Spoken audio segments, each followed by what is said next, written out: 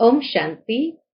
आज 17 सितंबर 2021 के बाबा के मधुर महावाक्य है और आज की मुरली में बाबा कहे संगम पर तुम्हारी नेचुरल ब्यूटी है। और ये नेचुरल ब्यूटी दो बातों के आधार पर है। पहली बात बाबा ने बताई कि तुम ज्ञान रत्नों से अपने आप को श्रृंगार करते हो और जब ज्ञान रत्नों से श्रृंगारे जाते हैं तो चेहरा एकदम फूलों की तरह खिल जाता है। यही तुम्हारी नेचुरल ब्यूटी है।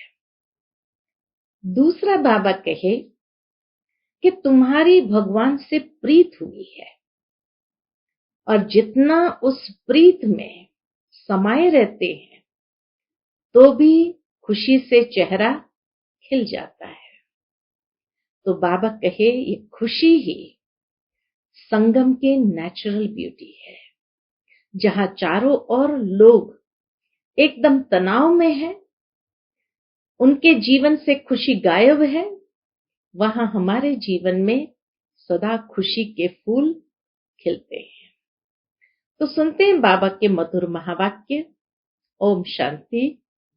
मीठे बच्चे, इस देह भान से मर जाओ, अर्थात इस पुरानी पतित देह से प्रीत तोड़ एक बाप से सच्ची प्रीत जोड़ो।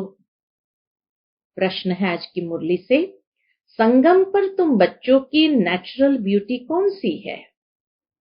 उत्तर है, ज्ञान के जेवरों से सदा सजे सजाए रहना। यही तुम्हारी नेचुरल ब्यूटी है।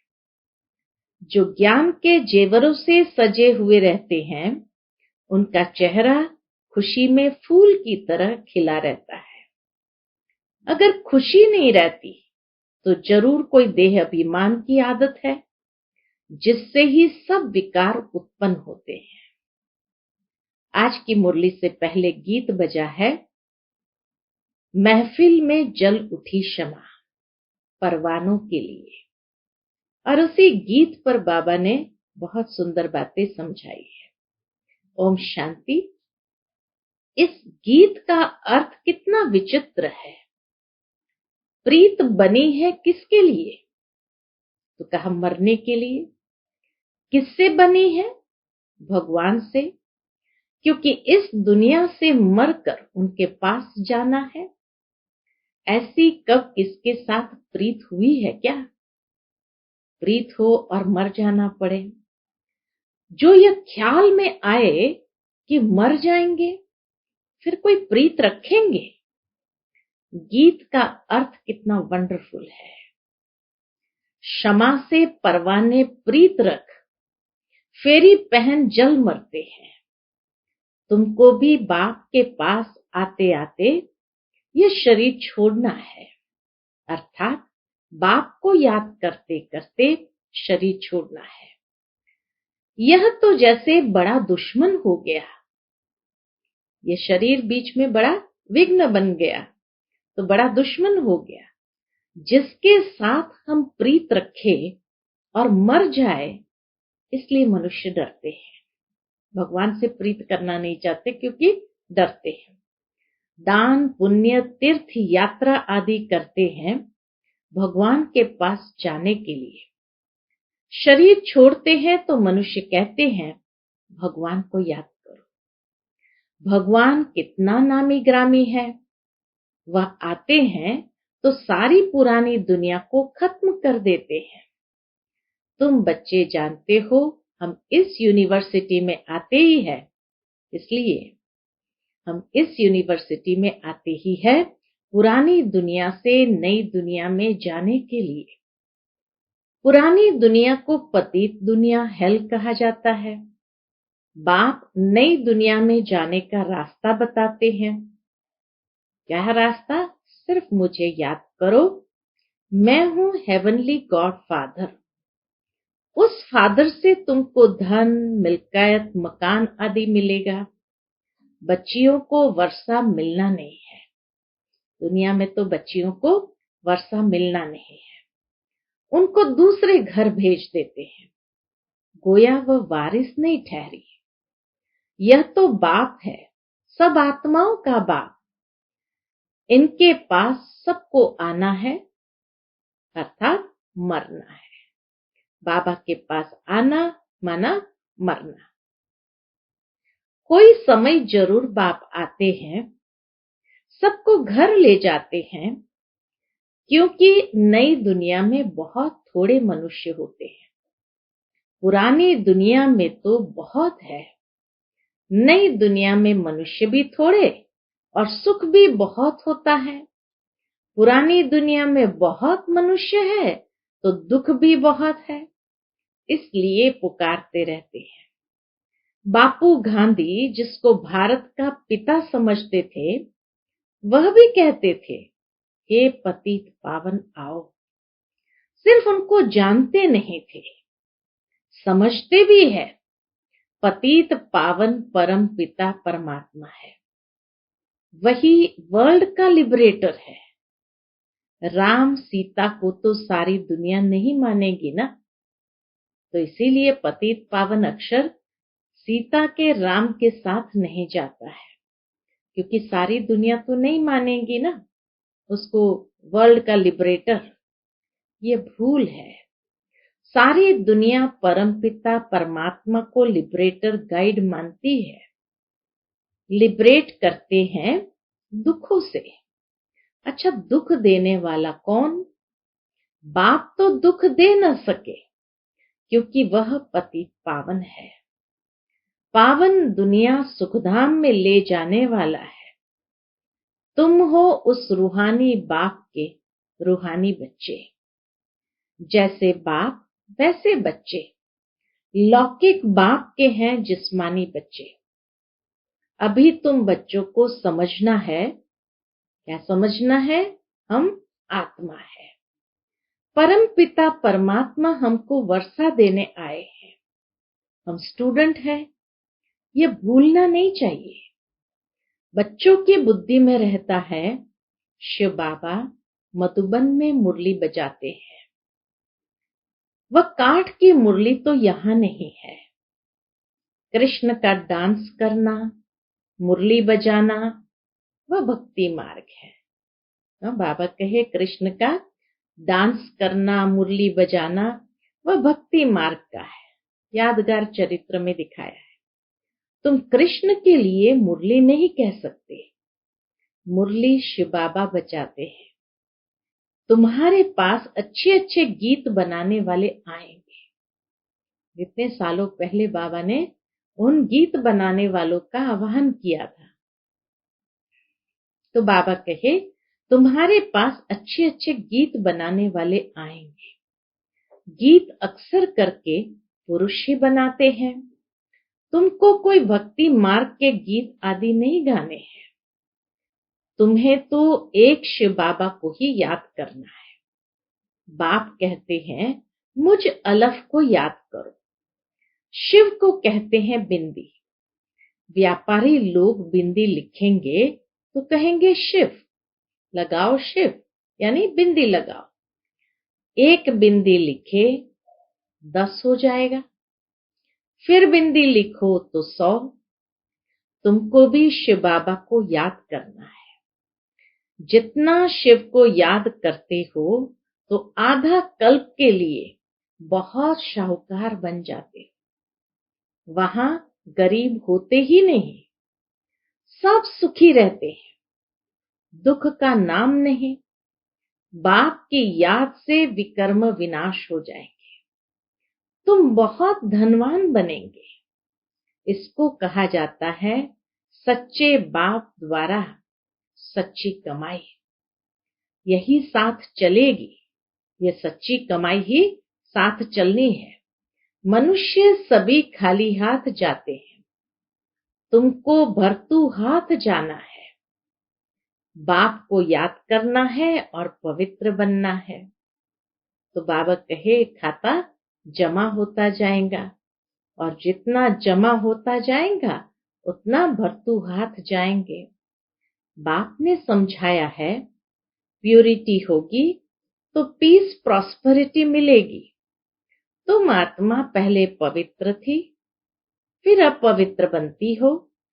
सन्यासियों को भी सेमी पवित्र कहेंगे। तुम्हारा है फुल सन्यास। तुम जानते हो वह कितना सुख पाते हैं। थोड़ा सुख है फिर तो दुख ही है। दुनिया में तो थोड़ा सुख होगा फिर दुख ही है। वह सब है भक्ति मार्ग। भक्ति मार्ग में हनुमान की पूजा करो तो उसका दीदार हो जाता है। चंडिका देवी का कितना मेला लगता है। उनका चित्र भी होगा। चंडिका देवी का भी चित्र होगा। जिनका ध्यान करेंगे वह तो जरूर सामने आएगा ही, परंतु उससे क्या मिलेगा? अनेक प्रकार के मेले लगते हैं, क्योंकि आमदनी तो होती है ना। मेलों में कितने लोगों की आमदनी होती है। यह सब उन्हों का धंधा है। कहते हैं धंधे सब में दूर, बिगर धंधे नर से नारायण बनाने के। बिगर धंधे नर से नारायण बनाने के। यह धंधा कोई विरला करे। बाप का बनकर सब कुछ देह सहित बाप को दे देना, क्योंकि तुम जानते हो हमको नया शरीर चाहिए। बाप कहते हैं तुम कृष्णपुरी जा सकते हो, परंतु जब आत्मा तमो प्रधान से सतो प्रधान बने। कृष्णपुरी में ऐसे नहीं कहेंगे कि हमको पावन बनाओ। यहाँ सब मनुष्य मात्र पुकारते हैं, हे लिबरेटर आओ, इस पाप आत्माओं की दुनिया से लिबरेट करो। अभी तुम जानते हो बाप आया है हमको अपने साथ ले जाने। वहां जाना तो अच्छा है ना। मनुष्य शांति चाहते हैं। अब शांति कहते किसको है ये नहीं जानते कि शांति किसको कहा जाता है। तो बाबा अब शांति कहते किसको है यह नहीं जानते। कर्म बिगर तो कोई रह नहीं सकते। शांति तो है शांति धाम में। शांति तो है शांति धाम में। फिर ये शरीर लेकर कर्म तो करना ही है। सतयुग में कर्म करते हुए शांत रहते हैं। अशांति में मनुष्य को दुख होता है। इसलिए कहते हैं शांति कैसे मिले। अभी तुम बच्चे जानते हो शांति धाम हमारा घर है। सतयुग में शांति सुख सब कुछ है। अब वह चाहिए या सिर्फ शांति चाहिए? पूछो। सतयुग में तो सुख शांति सब कुछ है। अब शांति सिर्फ चाहिए या सुख शांति सब कुछ चाहिए, वह बताओ। तो बाबा कहे पूछो अब वह चाहिए या सिर्फ शांति चाहिए? यहाँ तो दुख है, इसीलिए पतित पावन बाप को ही यहाँ पुकारते हैं। भक्ति करते ही है भगवान से मिलने के लिए। भक्ति भी पहले अव्यभिचारी फिर व्यभिचारी होती है। व्यभिचारी भक्ति में देखो क्या क्या करते हैं। सीढ़ी में देखो कितना अच्छा दिखाया है, परंतु पहले पहले तो सिद्ध करना चाहिए भगवान कौन है। श्री कृष्ण को ऐसा किसने बनाया? आगे जन्म में यह कौन था? समझाने की बड़ी युक्ति चाहिए। जो अच्छी सर्विस करते हैं उनकी दिल भी गवाही देती है। क्या गवाही देती है? यूनिवर्सिटी में जो अच्छी रीति पढ़ेंगे वह जरूर तीखे जाएंगे। नंबरवार तो होते ही है, कोई डलहेड भी होते हैं। शिव बाबा को आत्मा कहती है मेरी बुद्धि का ताला खोलो। बाप कहते हैं बुद्धि का ताला खोलने के लिए तो आया हूं। बाबा आया ही है बुद्धि का ताला खोलने, परंतु तुम्हारे कर्म ही ऐसे हैं जो ताला खुलता ही नहीं। फिर बाबा क्या करेंगे? बहुत पाप किए हुए हैं। अब बाबा उनको क्या करेंगे? टीचर को कहेंगे हम कम पढ़ते हैं। टीचर क्या करेंगे? टीचर तो कोई कृपा नहीं करेंगे, करके एक्स्ट्रा टाइम रखेंगे। वह तो तुमको मना नहीं है, प्रदर्शनी खाली पड़ी है, बैठकर प्रैक्टिस करो। भक्ति मार्ग में तो कोई कहेंगे माला फेरो, कोई कहेंगे ये मंत्र याद करो। यहाँ तो बाप अपना परिचय देते हैं, बाप को ही याद करना है, जिससे वर्षा मिलता है। सतयुग में तो पारलौकिक बाप का वर्षा मिल जाता है, फिर याद करने की दरकार ही नहीं रहती। 21 जन्मों के लिए वर्षा मिल जाता है, तो बाप से अच्छी रीति से वर्षा लेना चाहिए ना। बाबा कहे फिर तो बाप से अच्छी रीति वर्षा लेना चाहिए ना, 21 जन्म के लिए मिल रहा है। इसमें भी बाप कहते हैं विकार में कभी नहीं जाना। थोड़ी भी विकार की टेस्ट बैठी तो फिर वृद्धि हो जाएगी। सिगरेट आदि की एक बार टेस्ट करते हैं तो संग का रंग झट लग जाता है, फिर उस आदत को छोड़ना मुश्किल हो जाता है। बहाना कितना करते हैं, आदत कोई नहीं डालनी चाहिए, छी आदतें मिटानी है।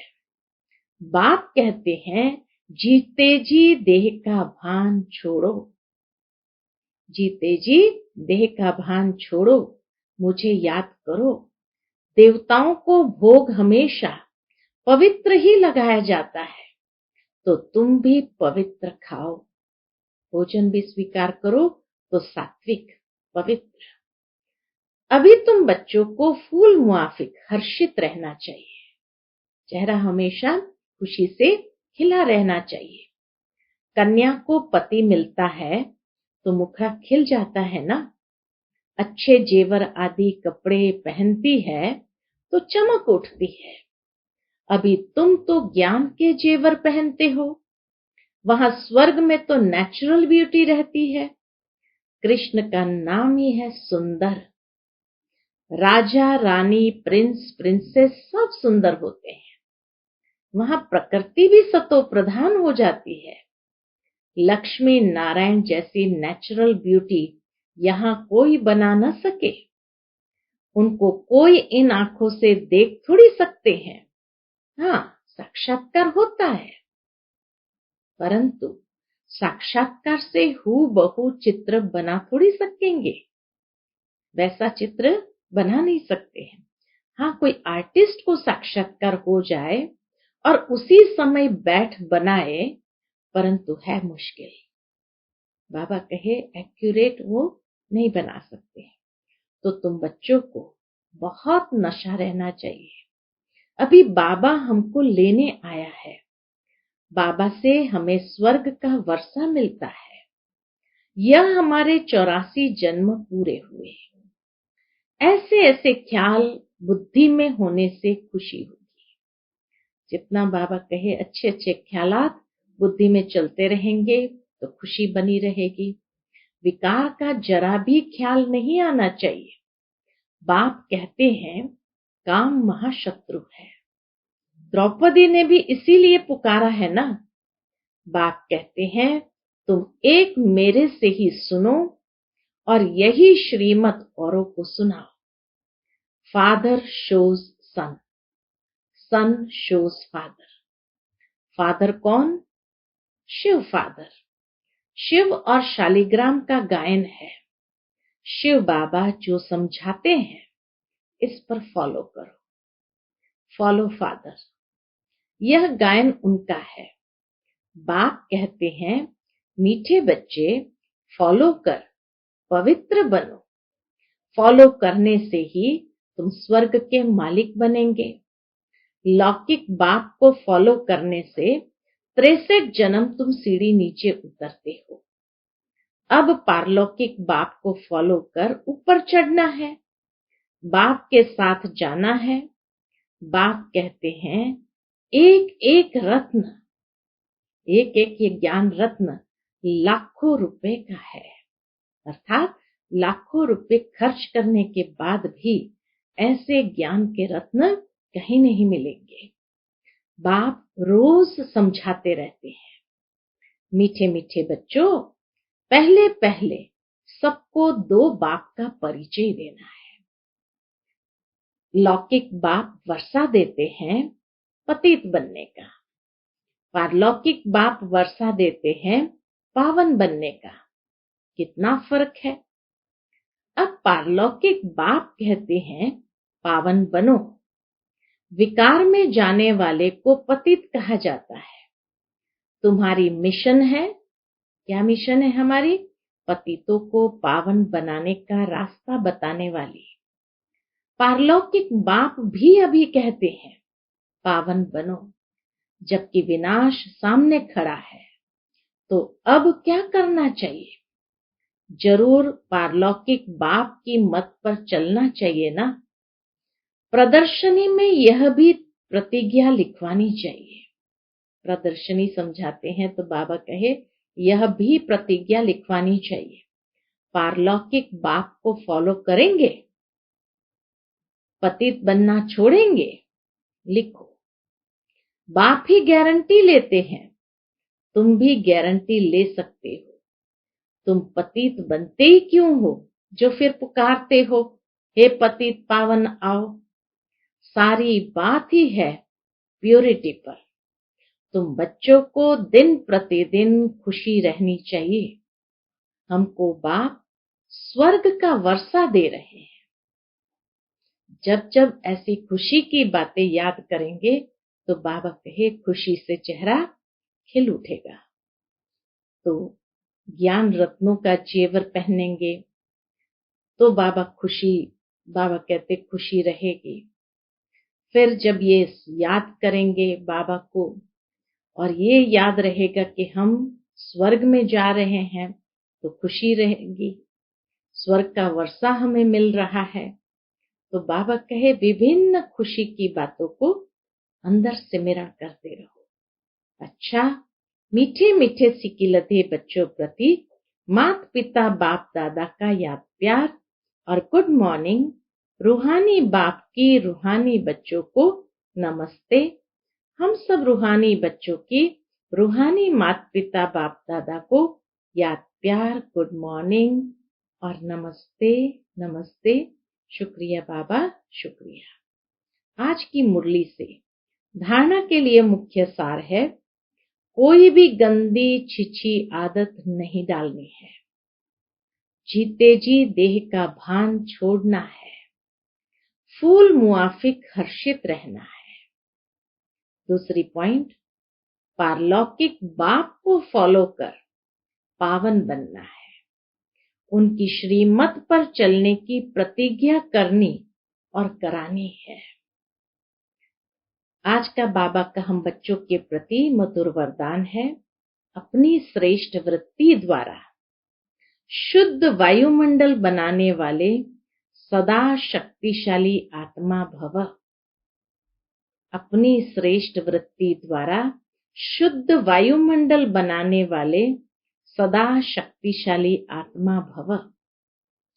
जो सदा अपनी श्रेष्ठ वृत्ति में स्थित रहते हैं वे किसी भी वायुमंडल वाइब्रेशन में डगमग नहीं हो सकते।